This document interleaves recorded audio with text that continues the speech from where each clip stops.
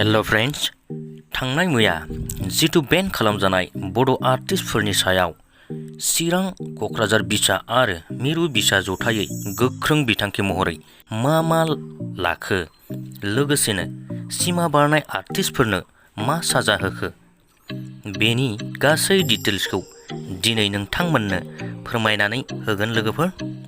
जानो हागौ नोंथांमोना बेनि रिजाल्टखौ नेनानै दंमोन। सिगांनि भिडिअ'आव बुंखादोंमोन जि उननि आपडेटआव नोंथांमोननो बेनि रिजाल्टखौ होगोन होननानै।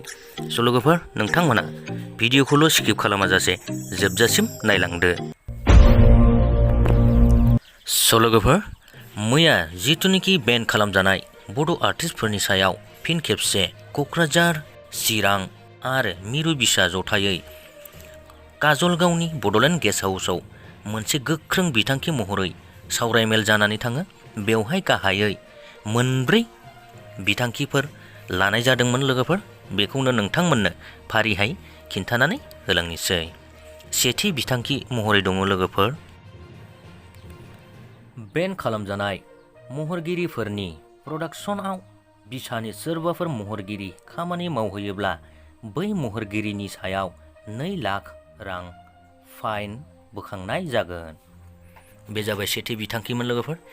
नैथि बिथांखि महरै दङ, बेन खालामजानाय महरगिरिफोरखौ लिंहरनाय जौसाङाव बिसानि गुबुन महरगिरिफोरा बाहागो लाफाहैदेरोब्ला बै महरगिरिनि सायाव 2 लाख रां फाइन बोखांनाय जागोन। बे जाबाय नैथि बिथांखिमोन लोगोफोर। थामथि बिथांखि महरै दङ, मोनफ्रोमबो जिल्लानि डिसिनि सेराव बेन खालामजानाय महरगिरिफोरनि खौरांखौ लाइजामनि गेजेरजों फोरमायहरनाय जागोन, जाहाथे डिसि बिथाङा बेन खालामजानाय महरगिरिफोर थानाय प्रग्रामखौ खुंफुंनो थाखाय गनायथि होआ। बे जाबाय थामथि बिथांखिमोन लोगोफोर।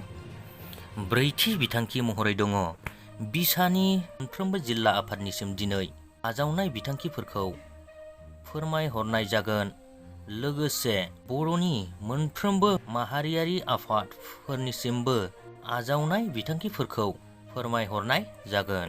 मख'जाथावदि मैयानि बे मेलाव मिरु बिसानि लेङाइ आफादगिरिफोर फारियै राजेन नार्जारि, दीपक कुमार रामसियारि, गाहाय नेहाथारि गुरु पबित्र बर', पंकज लाहारि, स्वपन कुमार ब्रह्म, थाख्लाय मिजिं नार्जारि आरो गुबुन गुबुन जिल्ला आफादनि नेहाथारि आफादगिरिजों लोगोसे माखासे सोद्रोमाफोरा बाहागो लादोंमोन लोगोफोर।